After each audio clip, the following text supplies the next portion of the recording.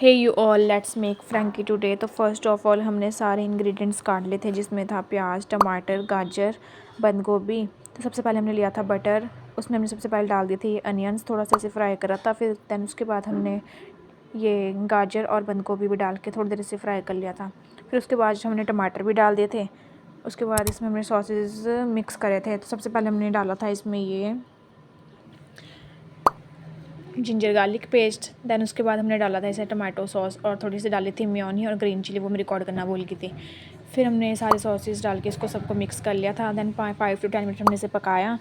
फिर हमारे पास थोड़ी चाउमीन बची हुई थी, दैन हमने इसमें चाउमीन मिक्स कर दी थी और थोड़ी देर इसे फ्राई कर लिया था। और साथ साथ मैं रोटियाँ बना रही थी, मेरी बहन बना रही थी, क्योंकि मैं अपनी बुआ के घर आई हुई हूँ, दूसरी बुआ के।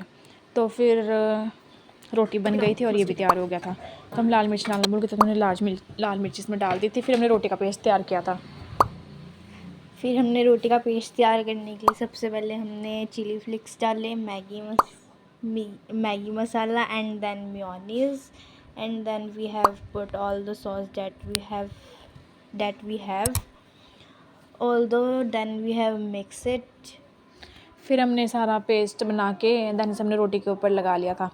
और जो ये चाउमीन का ये तैयार किया था, ये हमारी प्यारी सी शेफ़ है।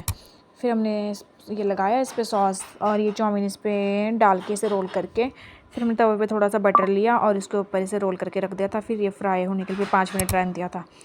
फिर तब तक मैंने प्लेटिंग के लिए थोड़ी चाउमीन ली थी साइड में और सॉस लिया था।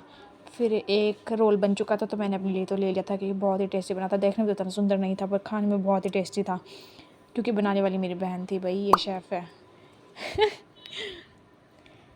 एंड बस फिर हमने इसको थोड़ा सा बटर लिया एंड तवे पे सबसे पहले इसको स्प्रेड करा and we have fried it, मतलब ओनली पैन फ्राई, नॉट तेल वाला फ्राई।